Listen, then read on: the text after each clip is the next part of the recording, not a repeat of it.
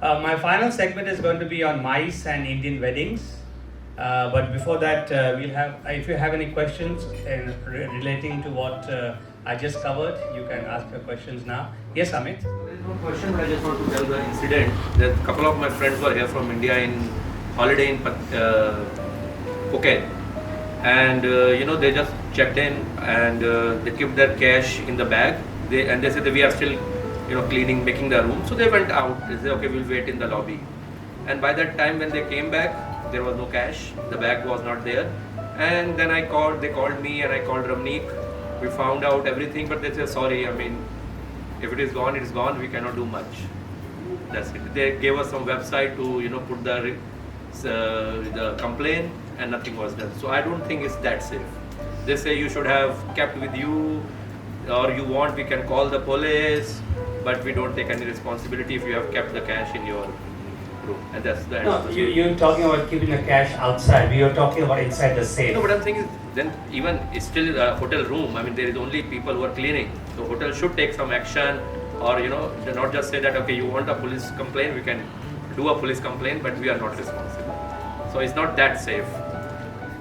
What onus lies on the hotel in such a case?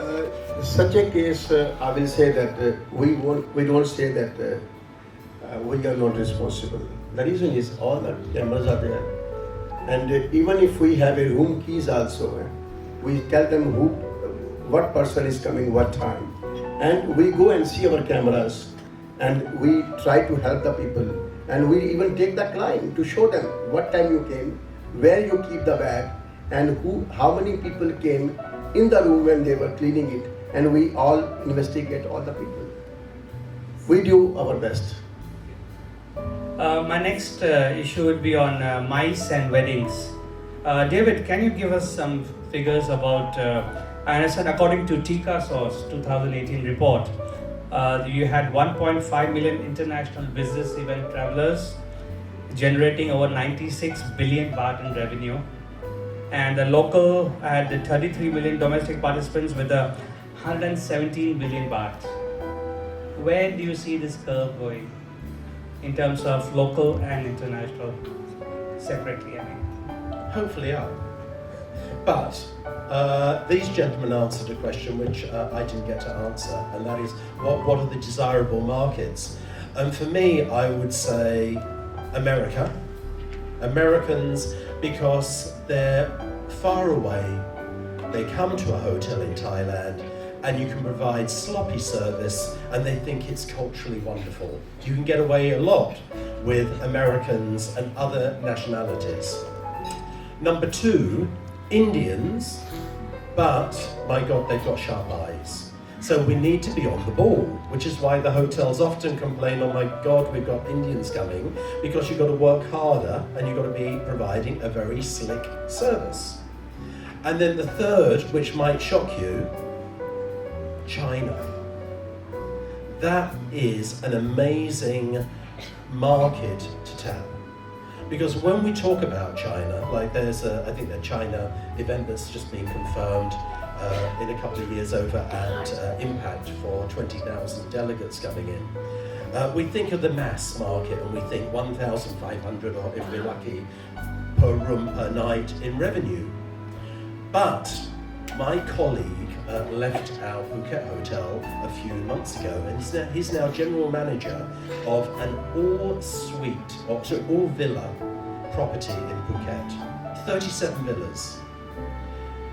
They do not go below 15,000 baht a night, and they have just over 70% percentage of Chinese guests. And you walk into the Shangri-La and the Peninsula, and when you see the Chinese walking into the hotel, they're not your cheap Charlie group tours, they are the high spending. And this segment is going to grow because the base is there. Same with India. Neglect India. I was at an event, the ITCMA MICE show about 8 years ago, and they asked a panel, and I was filling in for somebody, what's the future of the industry? And I came up with the one-liner of the show. I said, neglect India and China at your peril. The market growth has so much potential there. And it's at all levels. It's not the all cheap Charlie mass tours looking at low end. There's some very high rolling individuals that are paying good money for these in the tourism industry. Because if I go back, I think it was 21, 22 years ago when I was working for Prestige Travel, owned by Kuku Uberoi, who's still around town. I had a request, my first request from India, and it was a group, I think of about 50 people, and I could not find a hotel in town that would accept the Indians. And the responses I was getting is, oh, you can't take the Indians. They cook in the guest room and then they wipe their hands on the curtains. So there was this sort of untruth going around town about, the Indians are going to trash your rooms.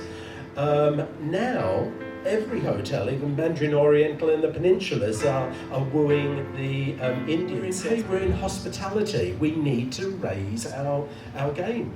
And I would love a hotel full of dumb Americans where room service might not be on time, the food might not be the best, but they are bewildered by this amazing culture and the simplest things they find amazing. Okay. We can't pull the wool over the eyes of the Indians, Okay, unfortunately. David, hold that thought for a Yeah. moment because I have my next question is to you on this. Yeah. You are a founder member of TIWA, Thai Indian Wedding Association, right?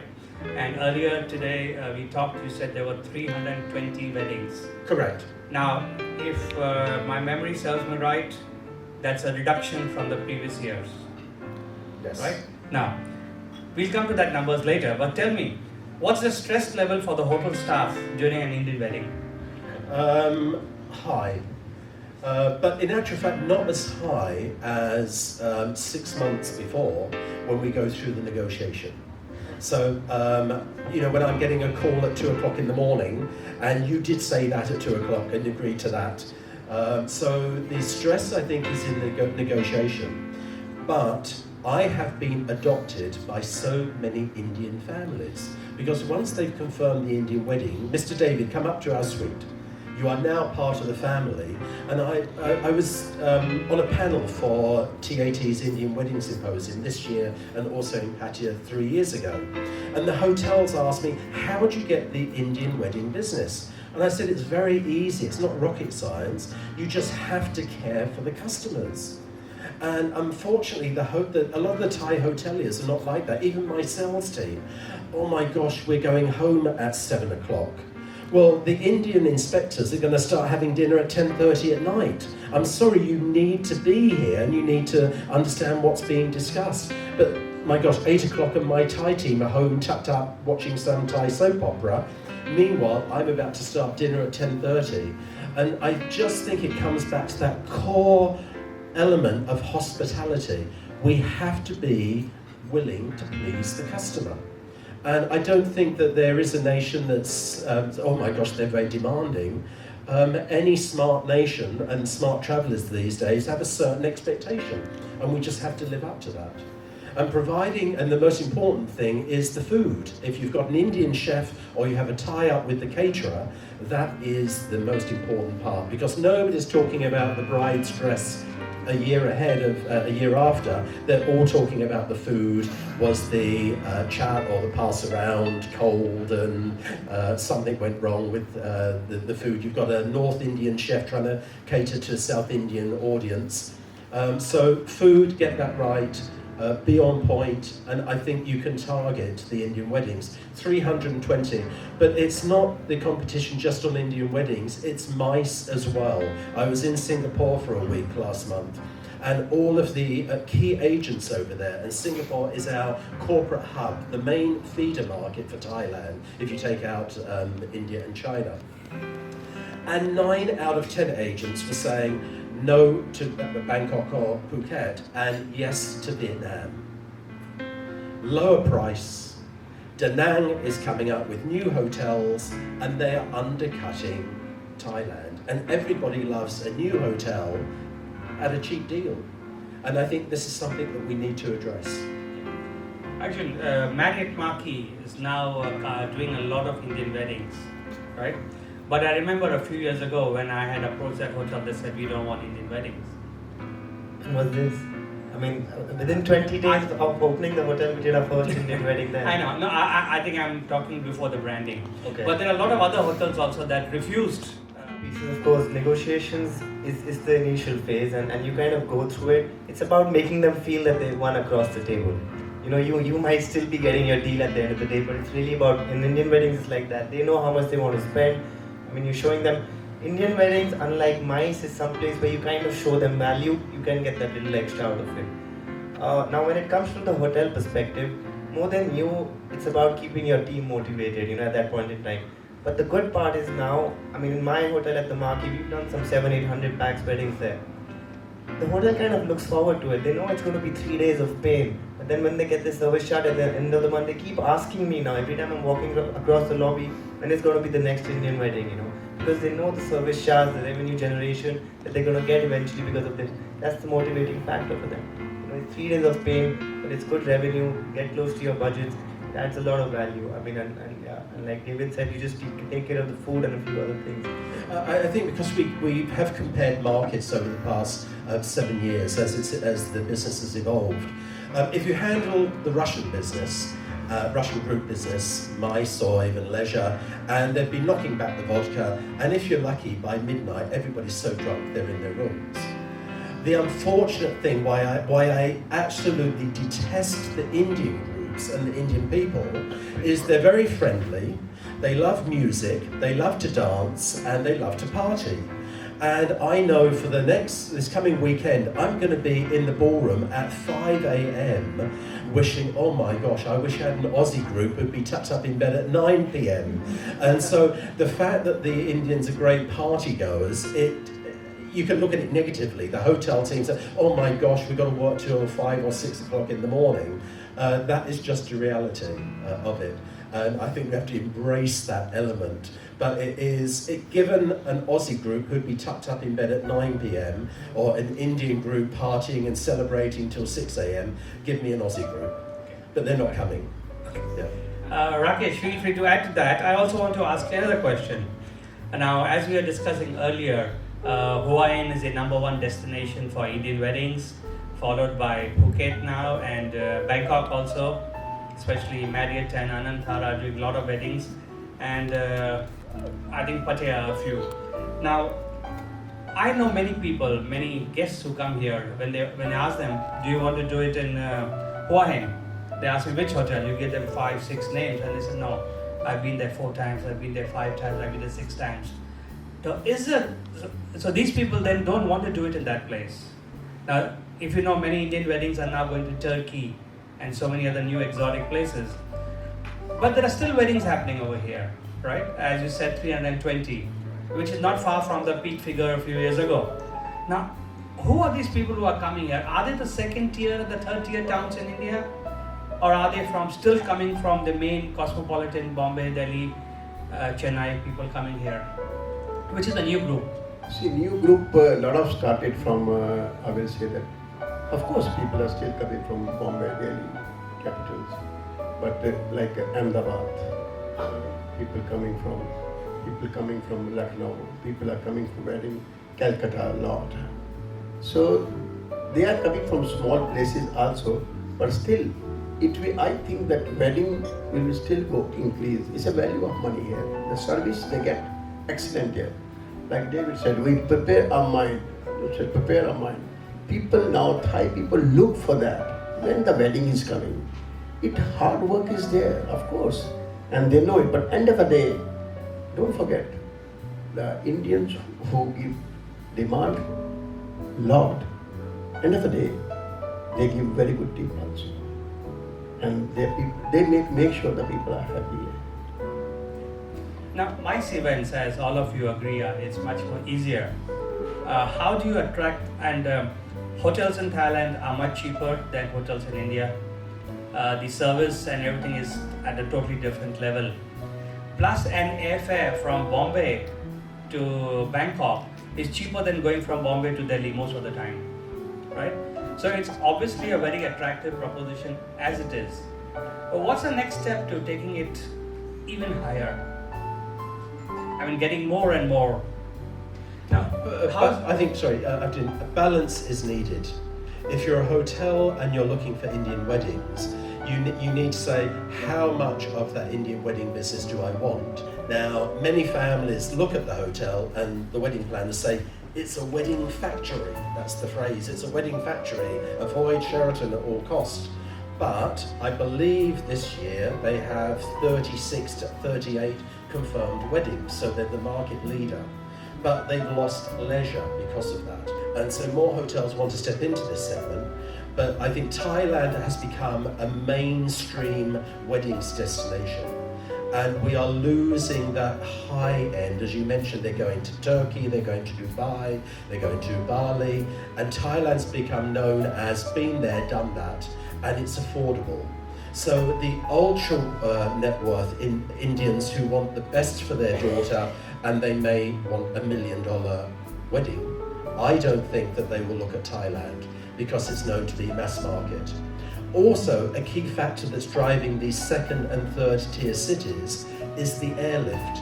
We have to look at what air is coming into Thailand. And so the reason that Phuket's now jumped up to number 2 on the destination in Thailand for Indian weddings is because we've got the new direct flights that have just come online over the past 6 months. So air will always drive demand, and particularly for Indian weddings, and also MICE. Briefly now, the last part of this question is the Thai government's or the bureaucrats' response to the problems faced by the wedding industry. Now, I remember many people, ladies complained that they've had issues bringing in jewelry and taking out jewelry. I mean, they had customs, problems at customs. You're nodding, so you know about this.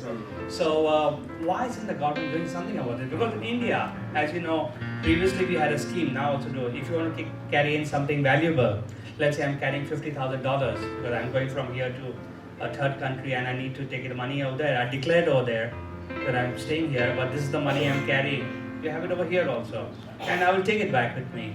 They do it for currency at Bangkok airport, but they don't do it for anything else. And many people have been harassed. I mean, there are some wedding planners over here who have got this experience also. Why this lethargy in solving this issue? The reason for that is Indian weddings is handled by the wrong government department. Through the legacy of Indian weddings being built up by TAT, the Tourism Authority of Thailand takes control of Indian weddings.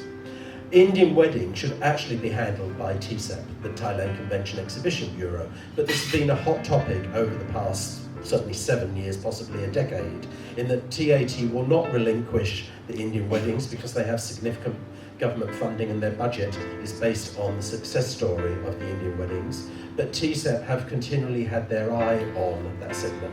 You can bring the business, you can bring the items in and they can be exported and you are not charged duty, either through an ATA carnet or through a system that TCEP work with the customs authorities and they have all the paperwork. TAT are not switched on. They're so focused on this FIT and their 41 million and how to reach that, they're not properly serving the Indian weddings market. And I believe they should be championed and they should look into this of importing and re-exporting items for Indian weddings. It happens on MICE, very easy to do, and there's all the paperwork that MICE planners can apply for our customers, but there's no such thing for Indian weddings. And it's because Indian weddings is placed with the wrong government department. Okay, thank you.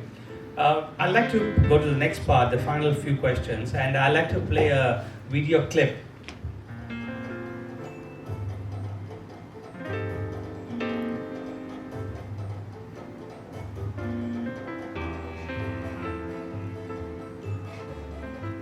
I've had guests where they filled up suitcases full of bathroom amenities, and in fact on the Indian wedding that's kicking off tomorrow, our general manager said, okay, I want this letter, and it was 3 pages of you can't take this, you can't take that, you can't take this, you can take this. And I said, Jim, you can't send that letter to the rooms. And so we've had to re-edit it, and it's still in an editing process. But I think that happens. And I had a fam trip to Krabi where we had to ask the guest to open their bag, and the hotel had lost this decorative part of a temple, the wooden part of the temple roof, was a decorative element in the guest room. And the hotel had checked, and the guest had phoned room service and asked for a saw. And he cut this up into 4 pieces and put it in his bag. Now, he didn't feel guilty and thought he could do that. And I think the key issue from hotels that we're faced with this is education of mostly first-time travellers. If you go back 20 years ago, those people would be on a group tour, most likely, for their first travel experience. You get on a bus, and the tour guide, don't do this, don't do that, don't do this, don't drink the water, don't take this, don't take that. Nowadays, people are not booking the group tours, so they don't get the information. They may be part of an Indian wedding, and I see that happening where you've got first-time travellers who are family members who've not been outside of India, and they travel for the first time, and they just don't know. So it's not ill intention, but how do we as hoteliers inform them? Because the letter that I saw yesterday, you can't put a multiple page of don't do this, don't take this, don't take this, because it's offensive. We have got the boss yesterday. I got him. The father of the bride has agreed to cover the cost of anything major that's missing from the room, so that sorts that. But I think it's lack of education from first-time travellers. And I think back to the first time I went to Greece as a kid, travelled on my own. I didn't know half the stuff I know now. So if nobody tells you. And the interesting announcement I find on AirAsia planes is as you're about to land, please do not take the life jacket that's stored underneath your seat. So I always think somebody or a few people must have done that for them to put that in the announcement, for them to be saying that.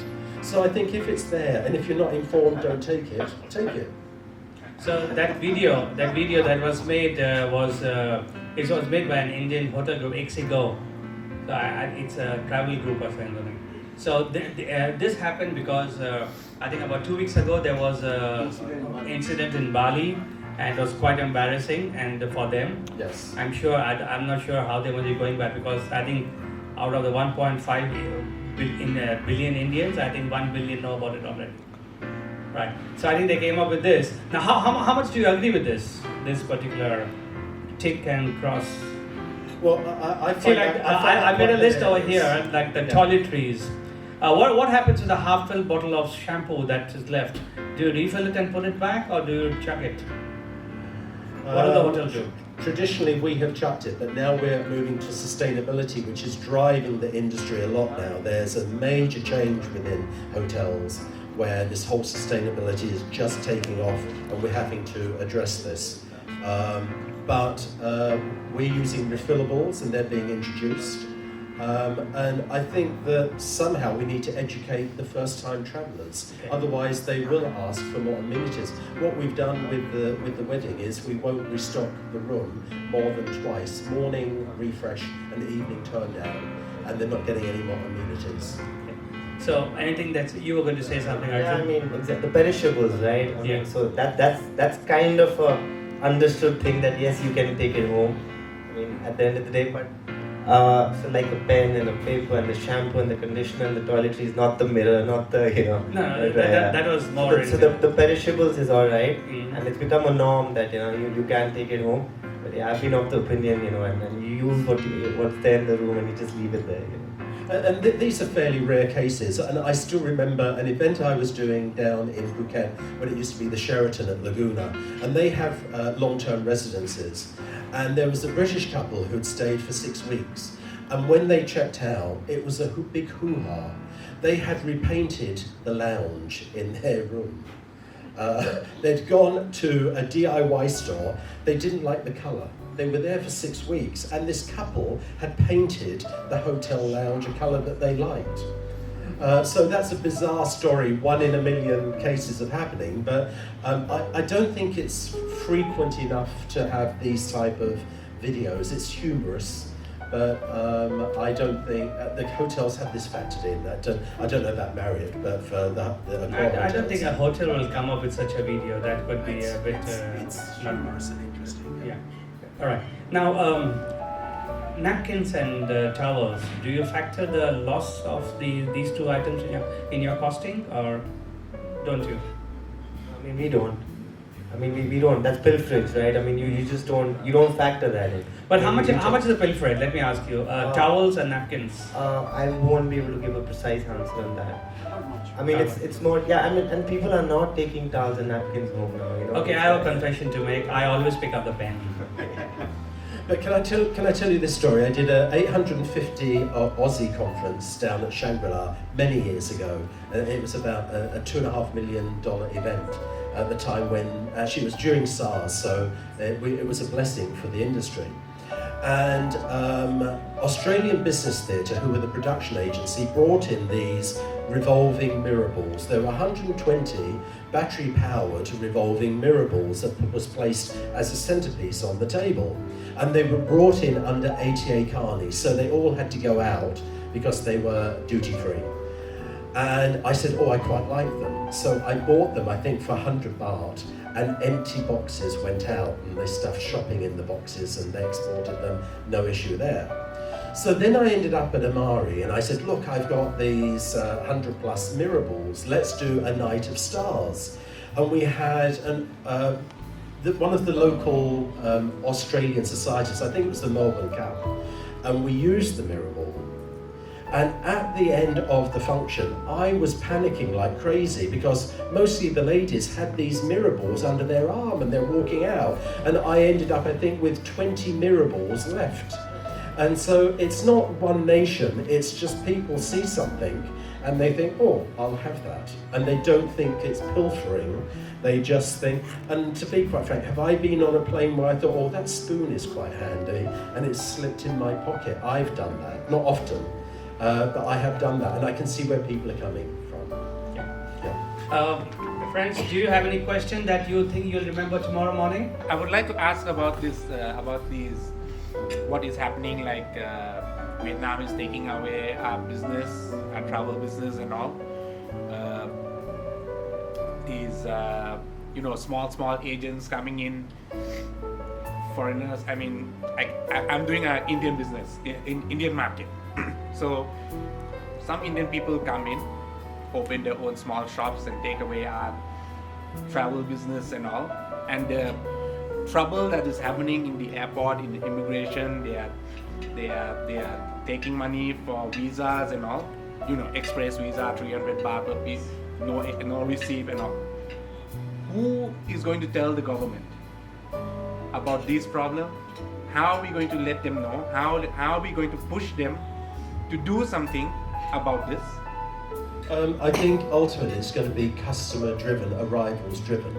And for the first time ever, when I attended the annual Tourism Authority of Thailand marketing activity plan, where they roll out their plan for the forthcoming year and the performance, this was the first year that they've admitted figures are not good in the traditional mature markets.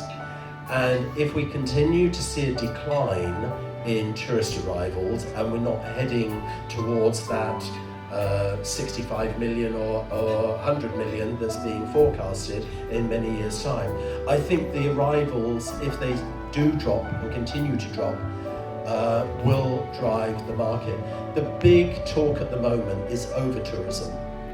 And that is, yes, we want more tourism coming to Thailand, but at the same time it's damaging some of these destinations, the great beaches, and this over-tourism is not good. And so we need better management. Whether government will wake up in time or they don't, I truly believe the only way government will take action is when we see a continued decline in arrivals, because our competitors are growing more attractive and developing. Myanmar's coming up, Cambodia. The past 2 years, everyone's talking about Vietnam. When I talk to all the business partners, meeting planners, wholesalers, Vietnam. Drink is cheap there. From a food and beverage package, it's a lot cheaper than Thailand is. The hotels are new and low price. So in quick answer to your question, I think it's going to have to be the customers driving that change to a state where Thai government has to take action. Give it a few more months when they see the numbers still falling. I think a couple of years. Couple of years. When it starts hurting, then it makes a It difference. hurt us first. That's Join the front line. that's the thing. David, Rakesh, Arjun, I think it's been a fantastic time. You've given us a lot of information and we value the input that you have given us. I'm sure our members can take back a lot of information from this. And besides thanking you three fine gentlemen, I'd also like to thank Mr. Biren Parekh. He's been the architect of getting all of them over here. And please join us in giving all these four gentlemen a big hand.